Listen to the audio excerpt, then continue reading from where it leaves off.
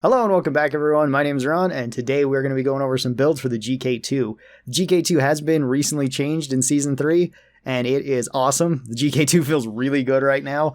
It feels like a nice jack-of-all-trades type of weapon, where the M1000 still has a sniper role, and with blow-through rounds it can still work pretty well against crowds, as well as it does have hipster, which makes it a jack-of-all-trades weapon too, but that's kind of besides the point. And the drag is still really good at clearing up crowds. Gk2 I think hits a nice middle ground between the two, where you have really long range and good accuracy, as well as decent damage per second. So let's talk about the builds that I use with the Gk2. First up, I'm going to go over two builds that I use without any overclocks. I've tried both these a couple of times and found that they work pretty well most of the time. The first one is going to be an accuracy build, and then the second one is going to be more of a damage build. Both these can do pretty good damage, and both of them have decent crowd control and decent single target damage. It's mostly just going to be, do you want longer range or do you want higher DPS? That's going to be the main difference between these two builds and with the ones that I've had the most success with without any overclocks. So in tier 1 for the accuracy build, I usually go with gyro stabilization. This gives you 0 base spread, so this is with your first shot. After that you still have spread, but it makes it so your first shot stays on target. But honestly, all of the ones in tier 1 for this build do work pretty well. The increased rate of fire is kind of nice, gets you more DPS, and the faster reload speed is also pretty welcome. Having that half-second faster reload feels really nice. I just tend to stay with this if I'm trying to pick off things at long range. It's really good for hitting like acid and web spitters on the ceiling. And then in tier 2, both these options are really good. I usually go with more ammo for this build. I don't think there's really a wrong choice to be made in tier 2 anymore. It's really nice that both of the damage mods have been combined into one, and they're in tier 2, which is pretty nice. In tier 3, I usually go with the floating barrel. This decreases your bloom and decreases your recoil. This makes it so your gun is very accurate. The Gk2 has always been quite accurate, and it kind of has the same spread that it did before, which is very easy to get used to. The first 4 to 5 shots from the gun usually raise the barrel a little bit, but then after that they tend to stay pretty accurate. With this, there's even less spread when you're trying to just fire this at a stationary target. It makes it so picking off things at long range is really easy. The extra clip size here though is great too. I really love that one, but this is for the accuracy build, so I do like the reduced recoil and reduced bloom overall. It also does kind of make it so your bolts don't spread as much, because generally the Gk2 tends to go up a little bit and then kind of spread back and forth and then kind of cluster in one spot. With this, it goes up a little bit and really doesn't spread that much. It's kind of surprising. In tier 4, I tend to go with the hollow point rounds. This gets you 20% more weak spot damage. If you're already very accurate, it's going to be easy to hit weak spots, so getting 20% more damage is nice. However, the armor breaking is pretty good too, especially if you plan on going to like the assault pits and you really hate the rollers, because sometimes they're pretty annoying. And then in tier 5, I tend to go with the increased rate of fire, but both these other two are pretty good too. Battle Frenzy is nice now that both the movement speed and the spread recovery has been here, but it's less necessary. You're not going to notice the accuracy all that much. The movement speed is nice though. The rate of fire I feel works out a little bit better, lets you clear up things closer a little bit faster. The stun can also work fairly well, because if you take this now you get up to 50% stun chance, which is pretty good. It doesn't change the stun duration though, so you're still stuck at the regular stun duration. And having like this 1.5 second stun duration doesn't matter too much against big enemies like Praetorians. It's not terrible, but it's not super useful. With the DPS build for our second non-overclock build, I like going with the increased rate of fire in tier 1, the damage in tier 2. This gets you 19 damage and 9 rate of fire, which we will be bumping up to 11 rate of fire thanks to the tier 5. Both these other options in tier 5 are good too, but we'll talk about that when we get there. Usually I like going with the larger mag size because it's kind of nice to have more sustained fire, so if you need to kill big things a little bit quicker, this helps. Usually I go with armor breaking here, but hollow point rounds is also really good. It depends on what you want to be fighting and how accurate you really want to be. Armor breaking lets you just melt through grunts if you want, and things like rollers. It'll also do a little bit better against Praetorians if you're not hitting them in the weak spot, but if you do make it more of a goal to hit things in the weak spot, then the extra weak spot damage does help here. And then increased rate of fire so that we have even more DPS. This gives us a decent amount of DPS. It's pretty consistent across all enemies, so we can kill grunts really on any difficulty quite fast with this build. If you wanted a different option than this, you could also go with the increased reload speed in tier 1. That helps a lot. If you don't think that that extra rate of fire is entirely necessary, this is another great option. All right, then let's move on to the overclocks, which we have 7 of. With the first 2, compact ammo and with gas recycling, you can kind of build them however you'd like. They are clean overclocks, so pick whichever build you like the most with these. There's really not a wrong way to build them. Do know that the recoil reduction here doesn't get you as much return as it otherwise would, because this is a percentage of a percentage. That being said, it still is kind of nice to have very, very little recoil. This is basically no recoil. I've tried this before and it's kind of cool that your gun barely moves with this. It feels similar to like AI stability engine. So if you want kind of a budget version of that, you can take this.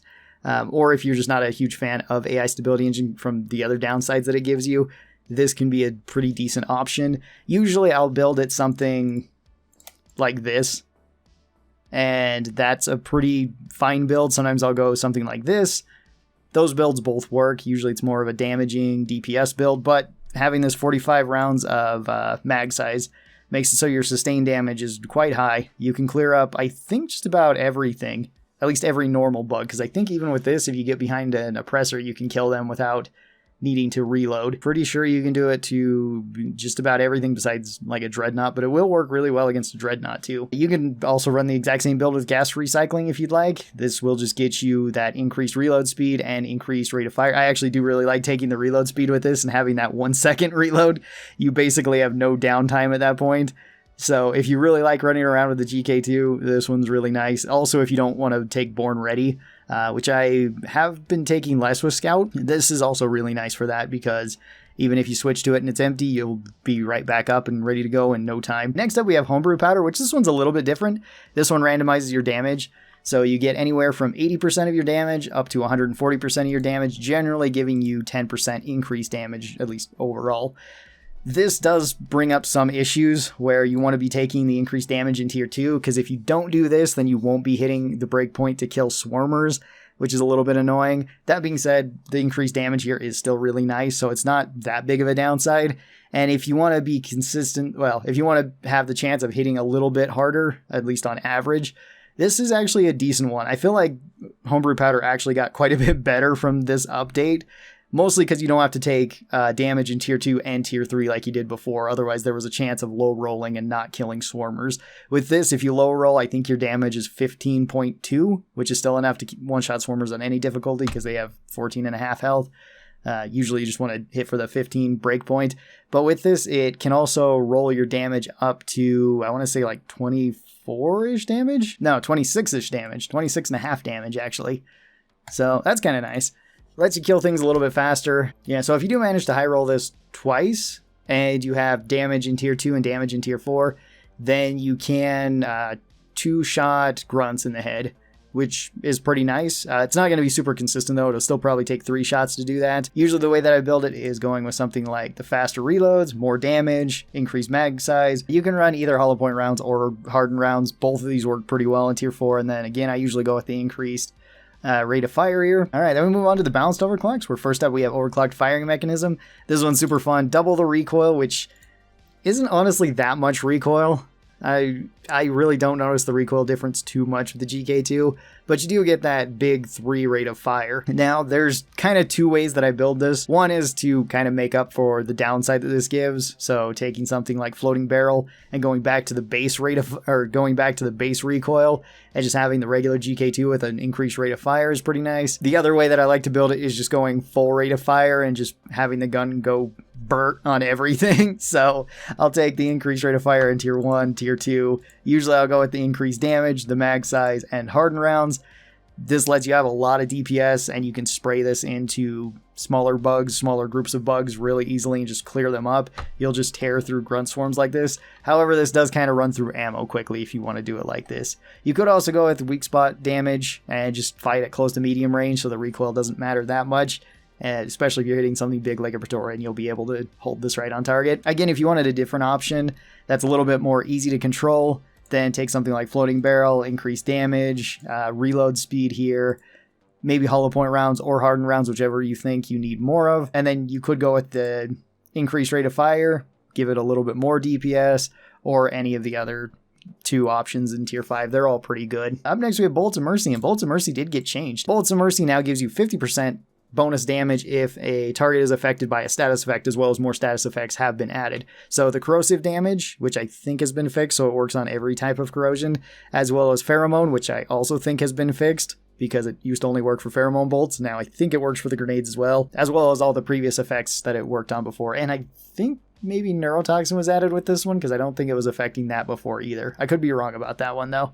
But if things are being electrocuted, or electric status effect in general, so boomerang or IFG or electric bolts, on fire, frozen, whatever it might be, you get 50% more damage. This is not stacking 50% more for each status effect put on an enemy, although I think that would be kind of funny to do. And now this comes at a cost of a percentage of your magazine size. It used to just be 5 to your magazine, but now it's just a flat percentage of 40% of your magazine, I believe. Usually I just try to make up for the weaknesses of Bullets of Mercy, which is usually the magazine size, because you can run through ammo with this fairly quick. So I like taking the increased reload speed in tier 1. That just makes it so we can keep using this more often. Increased damage in tier 2, but you could go with increased ammo as well. Damage is pretty nice though, because it scales up your damage even more and gets you even more DPS. Really, it's your choice though. Both of these are great options. Increased mag size, so that we at least have a 24 round magazine. That's a lot more easy to deal with than the 18 round magazine. I would highly recommend taking this one. Increased weak spot damage, so that we can hit things even harder. Although I have ran hardened bullets with this, and that's kind of nice too. Again, if you're fighting things like rollers or whatever it might be, or if you just really hate them. And then I usually go with the increased rate of fire in tier 5. That way we have that nice 10 rate of fire. You could go stun so that you could proc Bullets of Mercy more often, but it's not entirely necessary. There's a lot of ways to proc Bullets of Mercy. Even if you're just playing solo, you can put electric rounds on Bosco. Any of your grenades work for triggering this. So your IFGs will trigger this and get you another 30% damage on top of it. You can run fire on your shotgun. You can run fire and ice on your crossbow. You can run pheromones on your crossbow, electricity on your crossbow. There's just a lot of ways of triggering a status effect. And if you're playing in a team, it's almost guaranteed that somebody's going to be using a status effect the majority of the time, even if that just ends up being stunning stuff based on chance, because every other class can also have status effects. So, especially if you have a driller or something on your team where everything they have is status effects, unless I guess they just insist on using like the Sabata only. And even then, they could even run like stuns on that. So even that might work. Speaking of improvements, our next overclock also got upgraded, which is AI Stability Engine. This one gives you no recoil and no spread, so you just have a laser beam. You just point it at wherever you want it to shoot, and it's going to hit right there. It also has more weak spot damage, because the weak spot damage was taken away from the Gk2, at least as base, since they gave it more direct damage. Now the downsides are it loses 1 direct damage, which doesn't really matter. That was a big deal before, when it lost 2 direct damage, because then you had 13 damage and you weren't hitting Swarmer's breakpoints, so you needed to take the extra damage. And it still has a reduced rate of fire. However, the Gk2 did get 1 base rate of fire increase. That was just taken from its tier 1, so this used to be 2, but now it's 1. AI Stability Engine got far, far better with this new update. The way that I usually build AI Stability Engine is going with increased rate of fire. This is just to build it up a little bit quicker. Don't take gyro stabilization. Having 0 base spread on a gun that has 0 base spread is very redundant, and it's not going to help you at all. Reload speed is nice, but I think the rate of fire is better here. Tier 2, again, it's kind of your choice. You can pick more ammo or you can pick more damage. I like going with more damage and going up to 18 damage a shot. In Tier 3, go with larger magazine. Don't pick floating barrel. This one's very redundant. If you have 0 recoil to the gun, reducing the recoil further does not do anything. So be sure you avoid the tier 1 and tier 3 options here. Pick anything else from those two. I like to go with the extra weak spot damage in tier 4. This gets us 70 weak spot damage, which is pretty heavy hitting. This actually gets us 60 damage per shot on most enemies, since most enemies are a 2 times weakness, which means you can 2-shot, headshot, grunts on any difficulty. That's very nice. That's very good. And you can really deal a lot of damage to big things like bulk detonators, dealing 90 damage a shot. 92-ish damage a shot. This one definitely got a big bonus with this new update. And then I like going with the improved gas system, so that we even have a bonus to our rate of fire. So we have really no downside for taking this, and we have a super accurate gun. This one I think is arguably the best Gk2 overclock now. Maybe beating out Bullets of Mercy. Bullets of Mercy gives you more burst damage. This one gives you more consistent damage though, and it also gives you longer effective range. And then our last overclock is Electrifying Reload, which also got buffed. So now Electrifying Reload lets you stack bullets onto an enemy, and then once you go to reload, each one of these stacks triggers and deals 3 damage, and then there's the lasting effect or lingering effect of the electricity ticking down on them. So if you let it tick down, this does 22.5 damage per second and lasts for 6 seconds, as well as slows enemies by 80%. Downsides to this overclock is that you lose out on magazine size and you lose out on total ammo. This one got a whole lot better too with this update. Before, I didn't really care for electrifying reload that much. Now it's pretty decent. It makes good crowd control, and you can get potentially a ton of value out of this one too. The way that I usually like building it is going with a faster reload speed, because we're going to be reloading this one really often. It just helps out a lot with this one. In tier 2, I definitely go with the extra ammo. This is to make up for the loss of ammo, as well as every bullet gets us potentially more value and can do even more damage than just this 3. In fact, every shot that we put on an enemy and then reload, we're doing 3 electricity damage extra anyway. So going with just more ammo kind of makes more sense here. Tier 3, both these options are pretty decent. I do like the larger mag size though. Going back up to 30 rounds does feel nice. Sometimes I'll just spray this into bigger enemies like Praetorians, where I'm not really caring about the reload. If you want to have a more accurate gun and you want to make it a little bit easier to hit big targets or targets that are further away, floating barrel is a pretty decent option though too. I've played around with both of them and had good success. Tier 4, both of these options are pretty good. I actually usually go with hardened rounds more on electrifying reload.